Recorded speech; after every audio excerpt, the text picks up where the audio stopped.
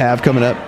Correct. After Jacob was replaced, I sent notice to Hoyo saying that I would no longer voice Paimon until they became union, so they'll probably just replace me. It is almost pathetic how we as society, human beings, let nostalgia bait us into thinking that things were better before, when really, we are just setting ourselves up for a letdown. The other day, I fell for it hard. I got this urge to jump back into Genshin Impact, like the recent patch, 5.6, Plagiarism or something. The one where apparently we're going back to Mondstadt, meeting the characters there, the first city, the traveler starting line, right? The whole welcome to Teyvat vibe. I thought, maybe this is it. Maybe I will feel that magic again, running through the fields, chasing that early game first love. So I loaded up, and I'm not gonna lie, I heard a lot of good stuff about the quest. So I had good expectations. And I'm gonna be for real, I felt hopeful. And then not even 5 seconds in, Paimon opens her mouth. It is like having a nail drilled into your skull. That voice, shrill, grating, it snaps me right out of it. Like I'm done instantly, I'm good. It is not just that Paimon's squeak has somehow gotten worse since the early patches. It is that the voice behind her, Corina Boettger, has become a walking contradiction wrapped in a PR nightmare. This is the same person who is preaching solidarity with the SAG-AFTRA strike while recording Genshin lines themselves, throwing shade at other voice actors for doing the same, and then claiming a TikTok meltdown posted from their own account was AI generated. Yeah, sure, Corina, and I'm LeBron James. Now here's the kicker. Word is out that Paimon is getting recast. Sounds like Christmas came early. Except this isn't just a clean swap. It is a full-on circus of hypocrisy, lies, and internet petitions racking up thousands of signatures. Corina is out here calling other voice actors scabs, retweeting frick Hoyoverse, while still cashing their checks, and spinning a story about stepping down, quote-unquote, for the strike. That sounds suspiciously like damage control for getting the boot. And this is Genshin Impact voice actor drama at its peak. So let's dive into it. First, let's talk about the spark that lit this fire. The SAG-AFTRA strike and Corina Boettger's tangled web of contradictions. On one hand, Corina is out here championing the strike, preaching about the need for AI protections for voice actors. Noble cause, no question. But then, they are still cashing checks from Hoyoverse, recording Paimon's lines, while their union colleagues are on the picket line. What is their excuse? Personal financial struggles, disability, medical bills. Fair enough. Life is tough and no one is saying they should starve for principle. But the plot thickens when they turn their sights on Jacob Takanashi, the new voice actor for 𝗖cie. Basically, 𝗖nicie's original VA is on strike, refuses to record voice lines, and then Hoyoverse said, "Bah, we're too rich to care about you, so we're just gonna replace you." And then Corina called him out, saying, "You are no castmate of mine," accusing him of knowingly crossing strike lines to snag the role. The problem is, Jacob is in Japan, and the strike's largely a US affair, kicking off in July 2024, well after his casting. Community notes on Twitter quickly pointed out their timeline was off. They even retweeted a claim that Jacob knew about the strike since 2023, which doesn't hold up. And then there's the PC Gamer article that Corina shared, falsely claiming 𝗖nicie's original VA, John Potnod, had the role for 5 years when the character has barely been around 6 months. It is like they're swinging at shadows, doubling down even when the facts don't line up. Their moral grandstanding feels hollow when they're still working the gig they're supposedly protesting against. It is the kind of hypocrisy that doesn't just raise eyebrows, it makes you a target. And that is exactly what happened. The community's patience snapped. Corina didn't just stop at throwing shade at Jacob, they took it to TikTok, lashing out at fans and content creators, calling them stupid and easily manipulated.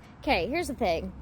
If voice actors, both non-union and union, in a video game want a game to go union, the game should go union. Nobody else's opinion matters. YouTubers don't know anything. YouTubers don't know anything. Stop telling me to go to liars. Liars. They are paid to lie to you. Also, I'm sorry. They have more incentive to lie. They have more of an incentive to lie because idiots like you fall for their shit and they get paid for that. Hello? Within SAG, but you don't know that. Oh my god, it's almost like you're not an actor. It's almost like you're not a voice actor. And neither are these YouTubers. So nobody else's opinion that is super fucking wrong anyway matters.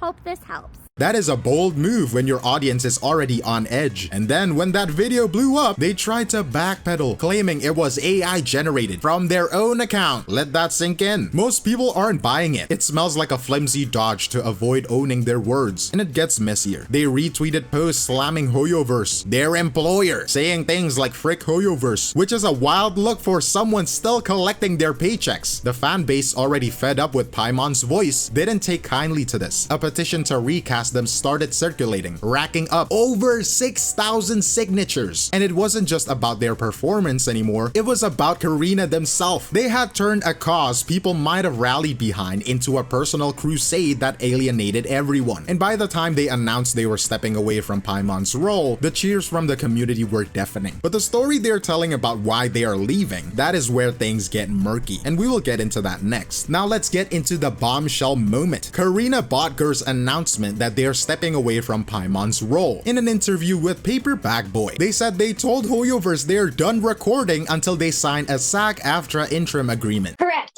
After Jacob was replaced, I sent notice to Hoyo saying that I would no longer voice Paimon until they became union, so they'll probably just replace me. Their reasoning was ongoing issues with unpaid wages, sometimes waiting 3 to 5 months for a paycheck, and a lack of AI protections in their contract. On paper, it sounds like a principled stand, a voice actor drawing a line in the sand for fair treatment. But here's where I pause. Given everything we have seen, them doubling down on shaky claims, like accusing Jacob Takanashi of lying about the strike, this feels like it could be more spin than substance. They have painted themselves as struggling, citing medical bills and disability, which makes their decision to walk away from a paying gig raise some serious questions. Why quit a job you say you need? Unless, of course, the writing was already on the wall. There is a real chance Hoyoverse was moving to replace them, and this announcement is just like damage control, a way to frame themselves as the hero of their own story. The community's reaction tells you everything you need to know. Fans, especially in places like China, were practically throwing parties, with some saying they would drop serious cash on Genesis crystals if Paimon gets a new voice. We got content creators saying they will try Genshin Impact now. Tectone, the biggest hater of Genshin Impact, is going to play Natlan. I have seen thousands of tweets saying, "Oh my god guys, we won! Party, party!" Like, it is just insane. But whether Corina's exit is their choice or Hoyoverse's, it is a turning point for Genshin Impact's English dub, one that has got a lot of us wondering what comes next. But this isn't just about one voice actor stepping down, it is a mess that is bigger than Corina, and that is a really big mess. I'm just kidding. What started as a legitimate fight for AI protections and better working conditions has been drowned out by Corina's personal crusade. Their attacks on Jacob, their lashing out on fans, their bizarre claim that their own TikTok rant was AI generated, it shifted the conversation from industry issues to their own conduct, and that is a problem. SAG-AFTRA's push for union contracts is serious, but when someone like Corina Boettger becomes the face of that fight, it risks turning fans against the cause. Some are even questioning the union's approach, wondering why it feels like certain actors get a pass while others get called out. And then there's Hoyoverse, operating out of China, where AI protections are already baked into the law, making a SAG-AFTRA agreement a tricky sell. The petition to recast Paimon, with thousands of signatures, isn't just about their voice anymore, it is about fans wanting a clean slate, a chance to enjoy the game without this cloud hanging over it. But it is also a reminder of how fast a controversy like this can spiral, turning a game about exploration into battleground over trust and accountability. But here we are at the end of the rainbow. Corina Boettger's announcement that they are stepping away from Paimon's role, whether it is their choice or Hoyoverse's, it feels like a tectonic shift for Genshin Impact. It is not just a chance to recast the character whose voice has grated on so many brains.